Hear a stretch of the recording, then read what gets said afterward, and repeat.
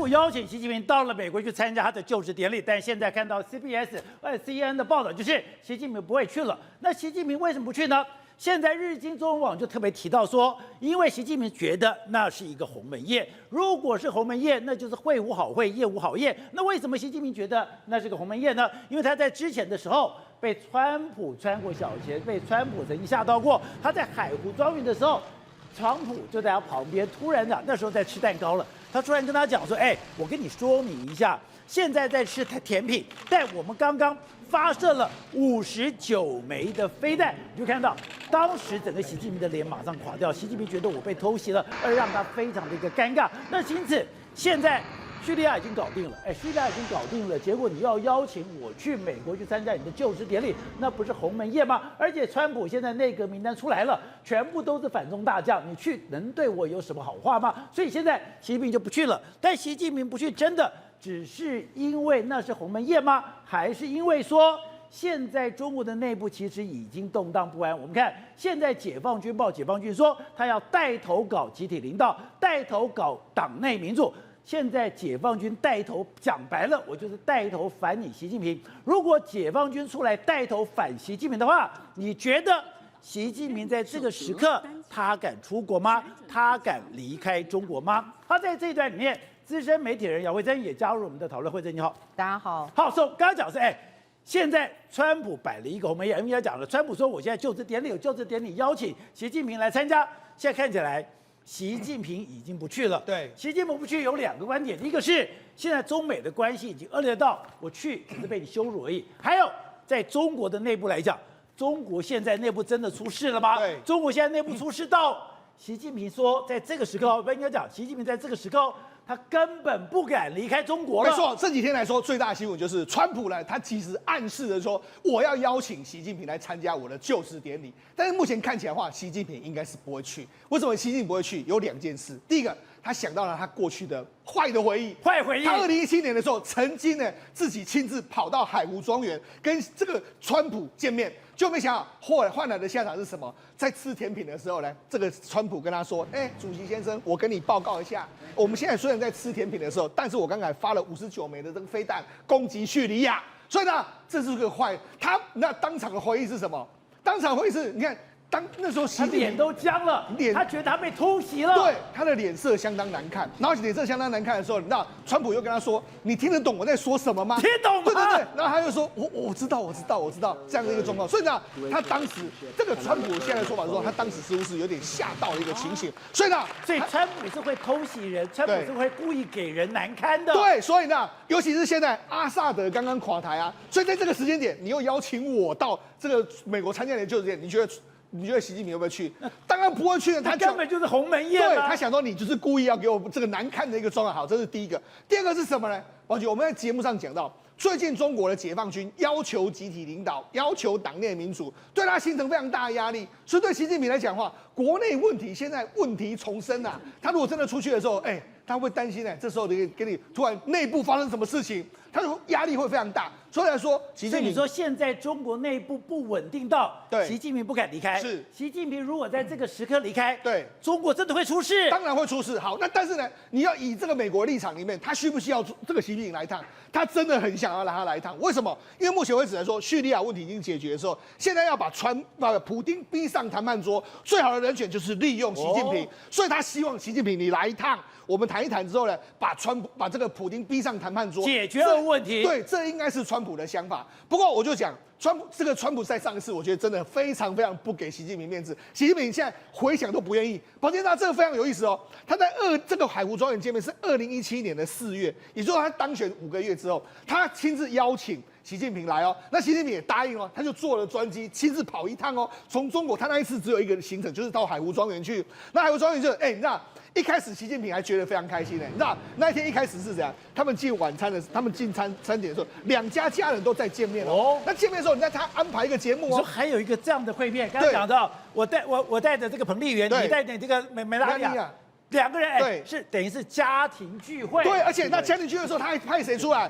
他还派因为当时的伊万卡有一个这个6岁还有4岁的儿女，他们献唱《茉莉花》唱《茉莉花》给这个习近平听然后还朗诵《三字经》所以当时你看，如果你是习近平，你觉得说，你这样子对我还不错啊，对啊，家宴这样摆出来，然后你这个唱这个你的茉莉花，小孙女还唱中国歌，表达对中国文化的这个喜爱，然后还唱这个，还念三字经，所以你觉得没问题啊？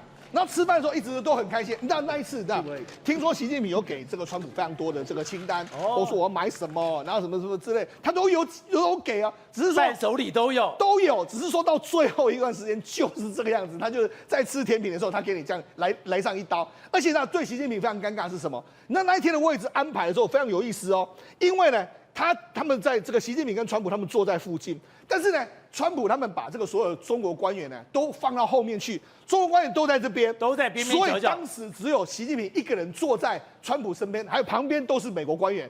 虽然没有中国的这个相关的官员在这边，所以他等于说，那人家说了，川普很容易故意用这样，他就要说，你这个重要幕僚没在身边的时候，我就这样吐你，给你这个单刀直入这样将你一军。那我就讲，你看当时他当时这个消息，他跟他讲了这个消息说震撼了习近平，然后请翻译重复这个川普说了什么之后，沉默了10秒钟，才表示鉴于阿塞德政权对包含在儿童的反人道行为，美军的行动不可避免啊。所以呢，他沉默了那么久。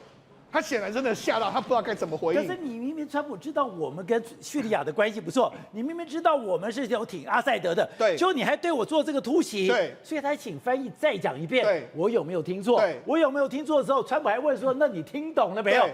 他沉默了10秒钟。对，好，那为什么习近平会非常生气？宝姐，后来他们已经也得到消息嘛，你美国要攻击叙利亚，早就已经这是宝姐，这是在川习会之前的时候，这是另外一张照片，你看川普在这边。然后当时的国安顾问在这边，这是 Kushner 在这边，他们都讲，他们已经在商讨说准备要去攻击叙利亚，所以等于是在海湖庄园要吃饭之前，这个川普就已经决定了。然后决定之后，他还故意这样，这摆明就是搞你。所以如果你按照他之前在海湖庄园怎么对习近平来说话，我觉得习近平这一次他当然面对到你叫我单独去见你的时候，或者参加你的这个典礼的时候，我当然会多所考虑啊。而且现在让他非常忌惮是，川普的内阁名单现在出来了。出来了以后，我跟他讲，从你的国务卿的卢比欧，从你的国防部长，从你的国防安全部长，你一系列所有的人，对，都是反中大将。好，我跟你讲，事实上在2017年坐在海湖庄园旁边的美国官员，当时还不见得是反中大将，所以呢，我去的话，OK， 还可以跟你们对话。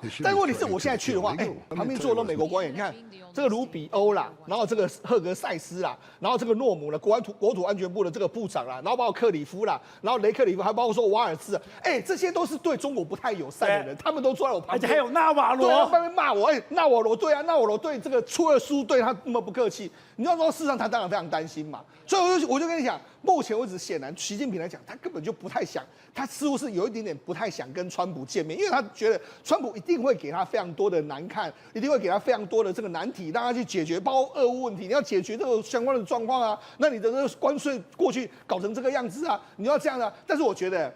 这个川普显然有非常多牌可以打，我觉得以美国目前为止来说，你看中国内部斗成这样，你觉得美国不知不知道？他一定知道，他一定知道，川普一定知道嘛，所以他这时候就故意邀请你来，你起码，所以你川普是现在趁你虚要你命。当然，我们曾经讲过说。美国的空军每年会出一个清册，对，这个清册当时把中国的所有的火箭军全部公布出来。没错，火箭军不是说我透过卫星知道你这火箭军放在哪里，连你的伙夫班长，连你的指挥官，连你的政委我都知道。是代表说我除了有卫星之外，我还有人的情报。对，代表美国对解放军的内部清清楚楚。所以现在解放军带头要求党内民主，带头要求坚持这个所谓的集体领导。川普一定了若指掌，对，所以你要把最近发生的消息一个一个看。宝杰，那最近不是我们在节目上讲说，解放军说要党内领导，要党内民主，对不对？好，那除了这件事之外，最近不是在传出一个消息吗？说中国军方希望所有海外人士这个子女全部都回来。对，所以他告诉你什么？军方内部现在有相当大的变化在产生中，我们不知道到底发生什么变化，但是一定是内部有非常。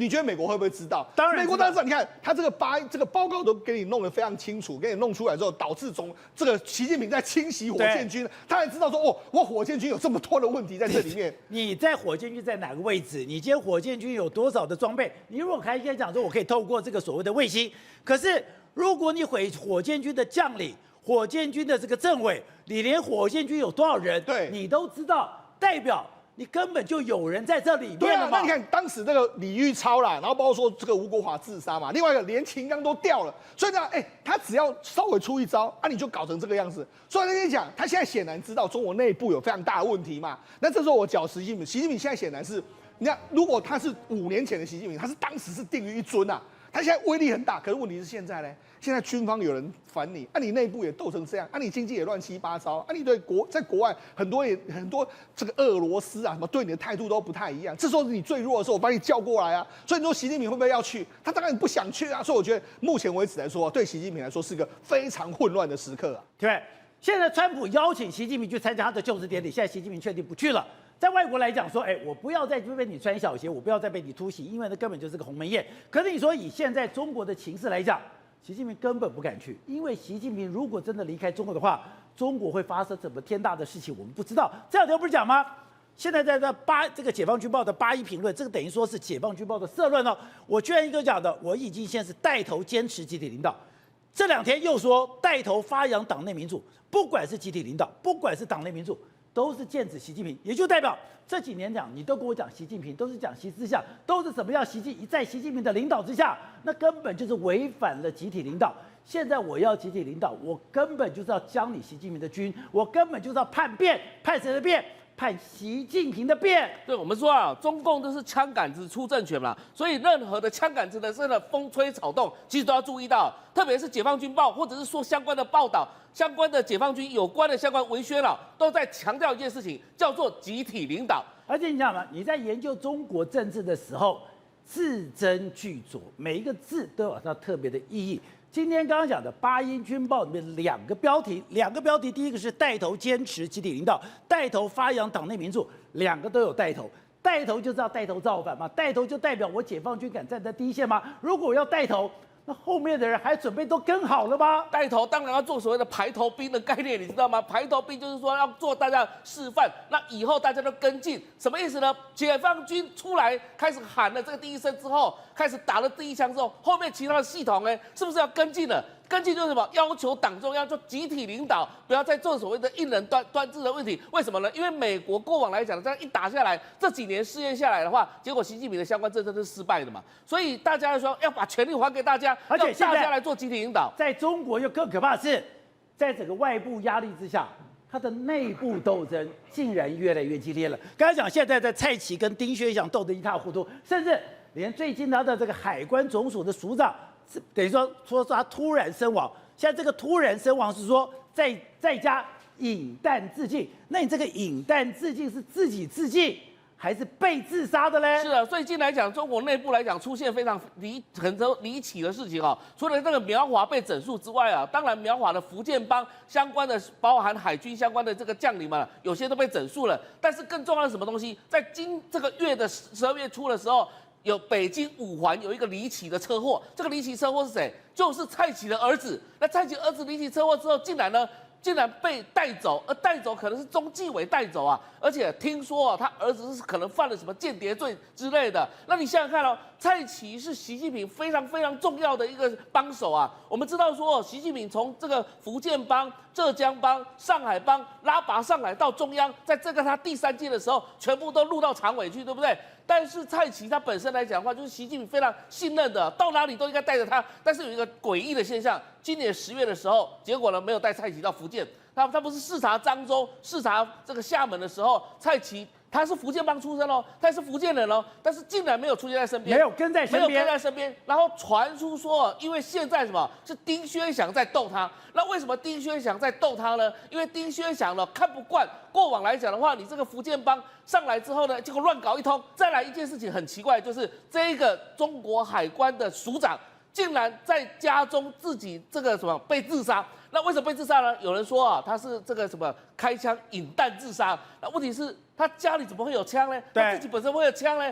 海关是干嘛？海关是财政部的概念，他不是。你家怎么可以有枪？对，怎么会有枪呢？那是不是被人家进去开枪？有人传说这是蔡奇派人进去暗杀掉，为什么呢？蔡奇杀他的。对，因为这个所谓的于建华本身来讲，是谁把他拉到中央来的？谁？那就是这个丁薛祥。对，丁薛祥，因为丁薛祥跟他都是江苏人，所以他把他拉拔上来。那当初来讲的话，其实于建华过往曾经有跟过薄熙来那一段。所以最近来讲，我们也看到薄瓜瓜不是也出来讲话吗？那薄熙来当年在当商务部部长的时候，就拉拔了这个于建华担任他的国际司的司长。然后后来他外派之后呢，在刘鹤当年不是跟川普在进行贸易谈判的时候，结果谈得乱七八糟了。结果后来呢，于建华就马上从瑞士回到中国来救习近平，也救刘鹤，然后来跟这个美国来对峙。所以你知道这一号人物是非常好的一个谈判高手。如果今天川普再回来的话，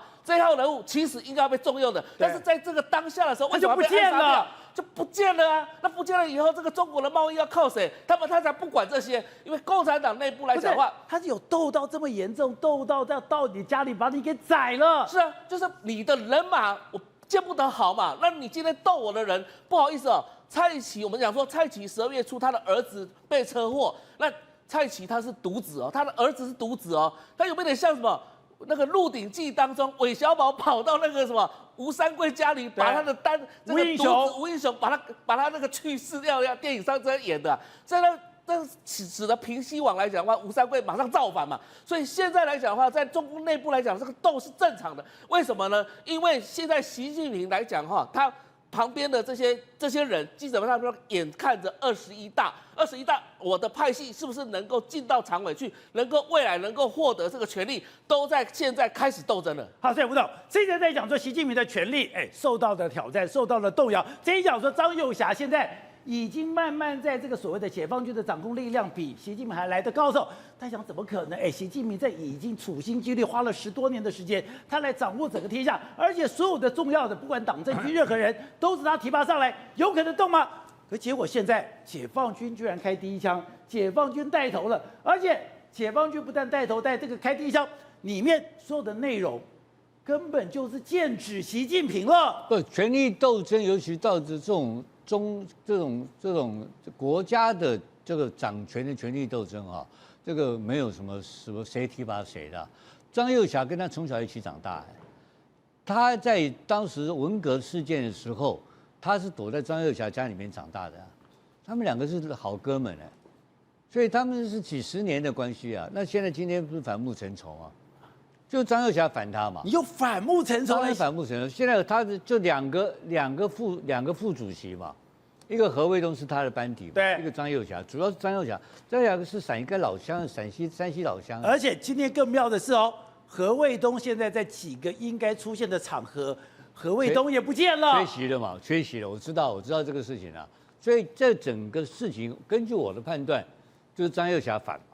那张又侠反现在比较有这个是已经很明确了，但第二个比较重视在哪里？你看昨天、今天连续一直发文，他又带头坚持这个那我就不太懂一个道理了。如果你带头，那谁跟随你？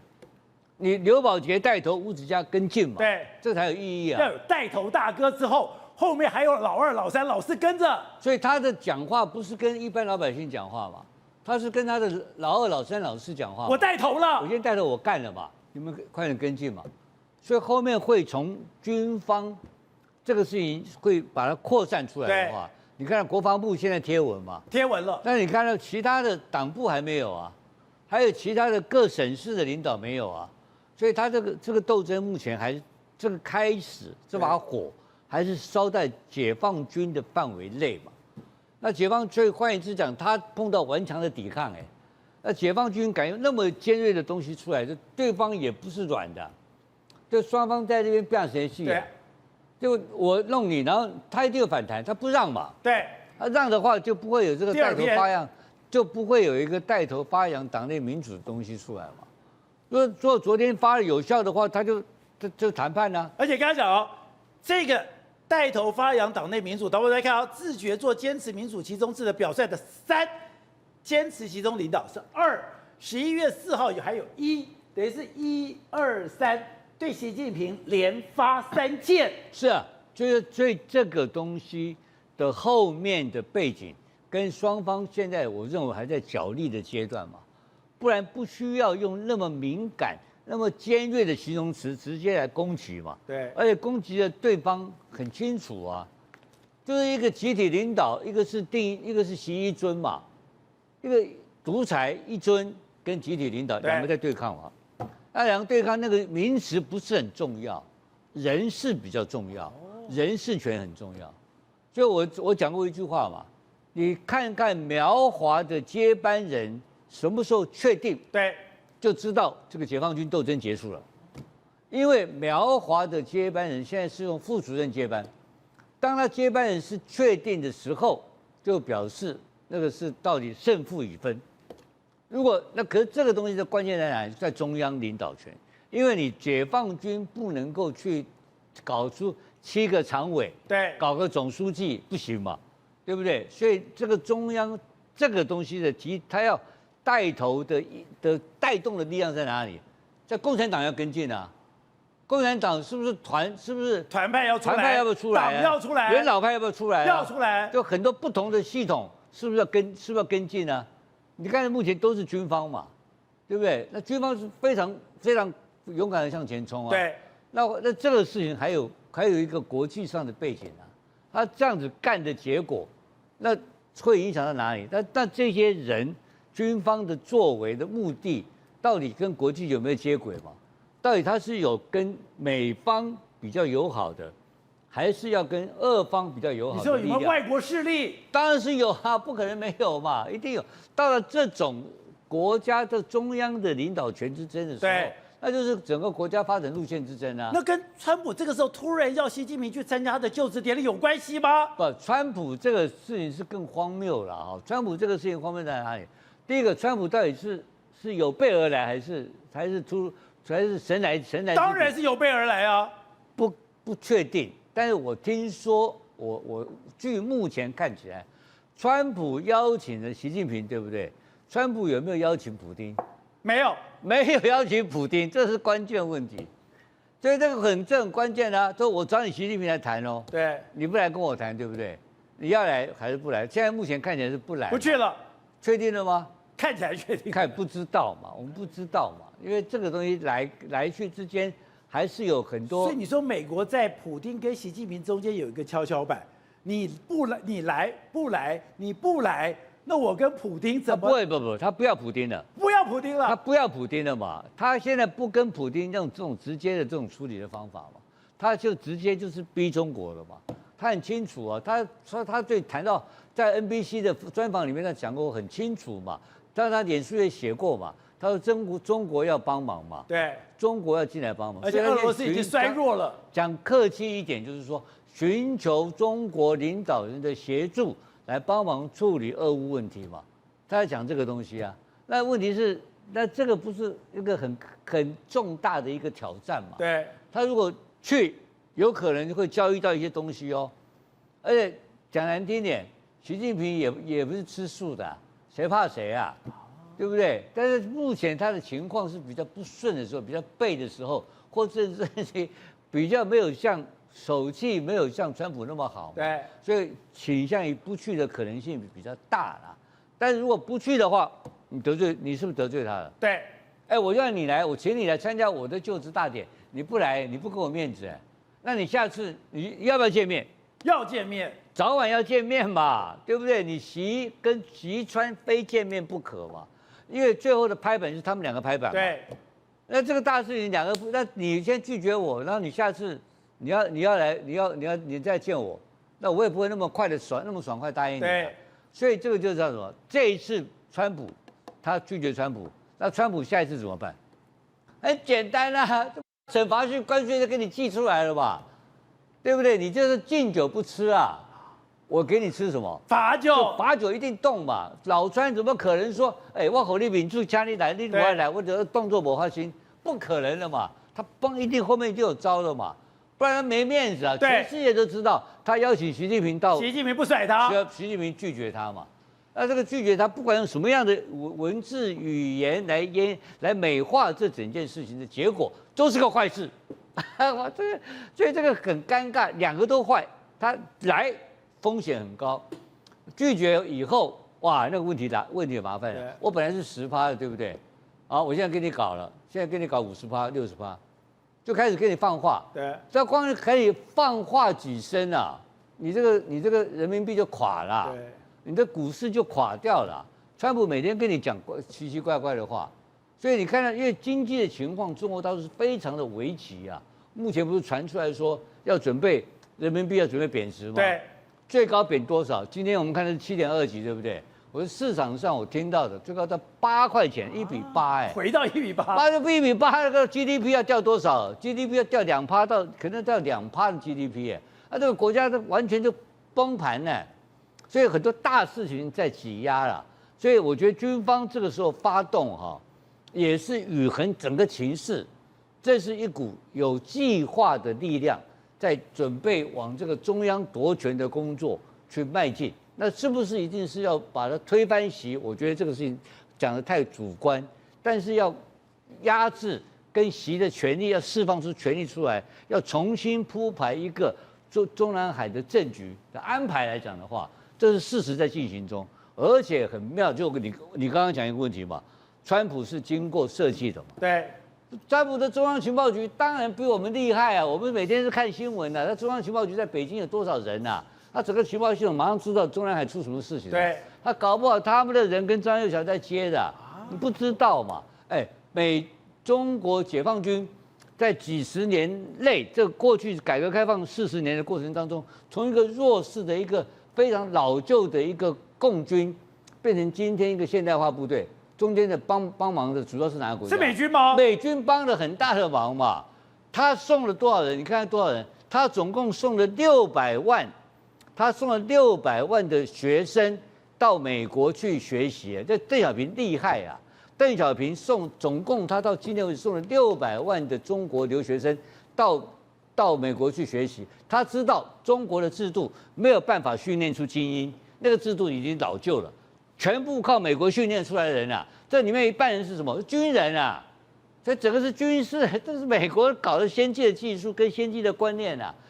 所以这个美国这个环境，所以为什么你华府很厉害？第一件事情，有军人资格的人不准来读书。第二件事情，现在更狠，所有的工科、工程科，对，全部封杀，通通不准。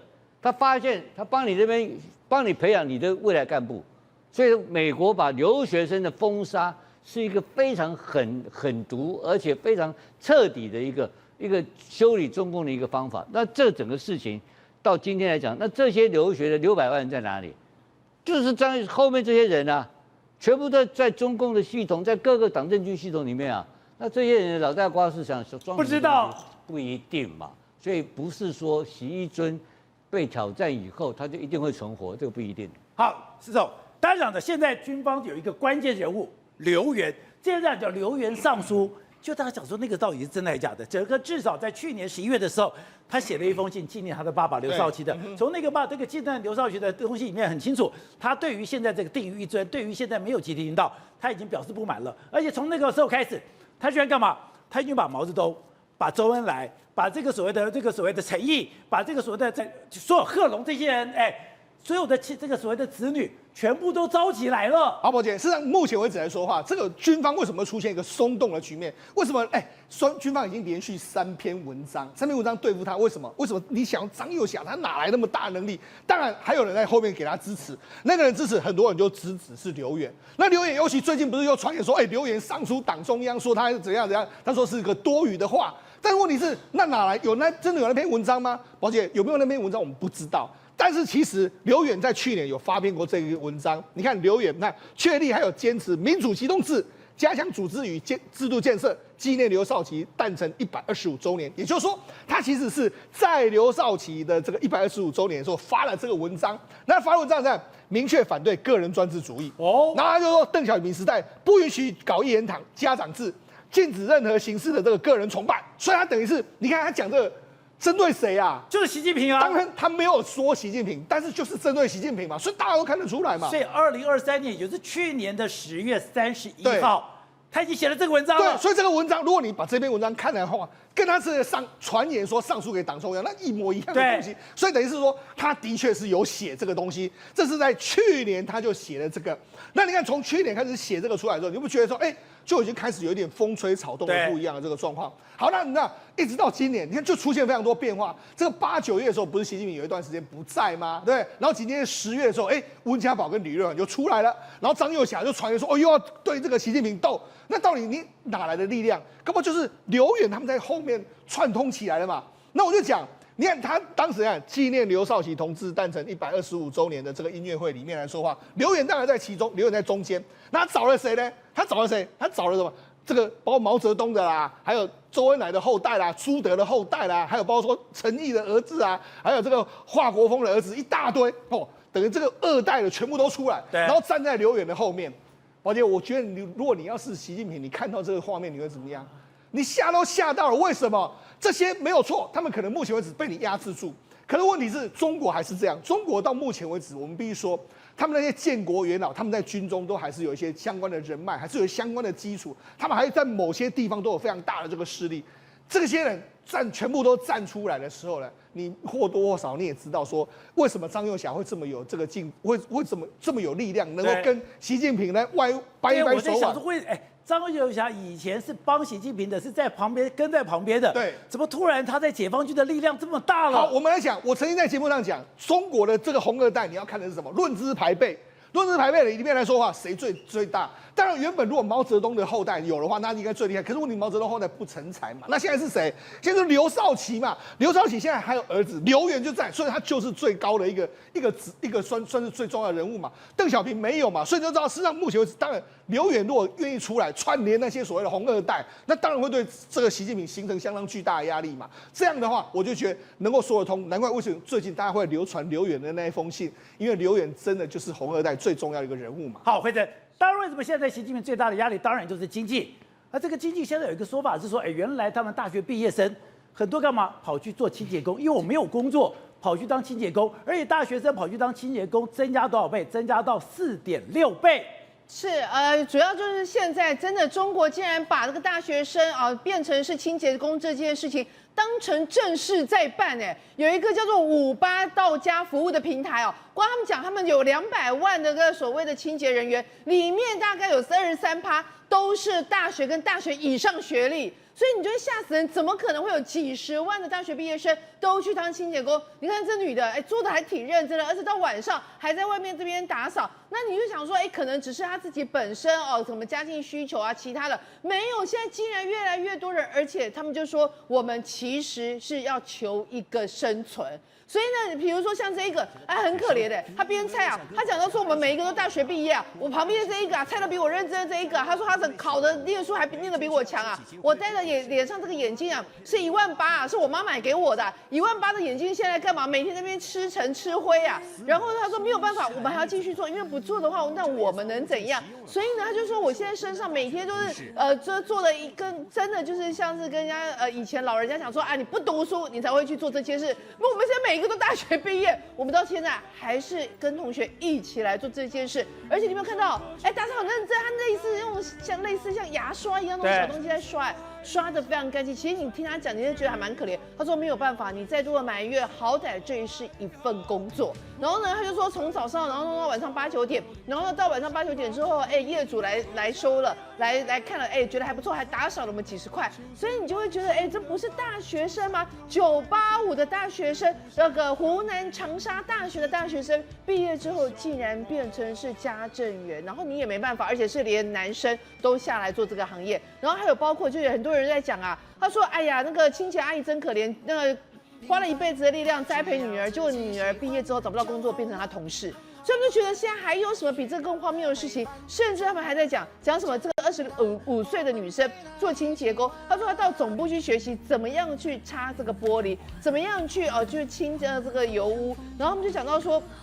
以前的丫鬟是养在人家的主子家里养到大丈，现在是你在你家里变成大学，念到大学毕业后才去当人家丫鬟，所以这其实他们也觉得自己有点委屈。可是除此之外，真的没有其他的一个就业机会。我刚刚不是讲吗？中国现在为了解决青少年的一个失业率，还有这种30岁以下大专生的一个失业率高的问题，他们竟然把这个所谓的这个家政夫这个产业。这当正事在办呢，他们来开学校，他们竟然说我们从现在开始，每年要培训从家政从政人员30万人次，家政培训老师3万人次，家政专业经理人1万人次。你说丢啊不丢？你把整个全中国大学生拿来毛起来，变成是帮人家去弄这个家政妇，那感觉听起来有点奇怪吧？他甚至还说什么每省建设至少一个专门从事家政类的专业学校。所以换句话说，现在中国经济真的惨了，甚至有一些年轻人还说，我可以去动物园当野人也好，顺便抒发一下我的情绪。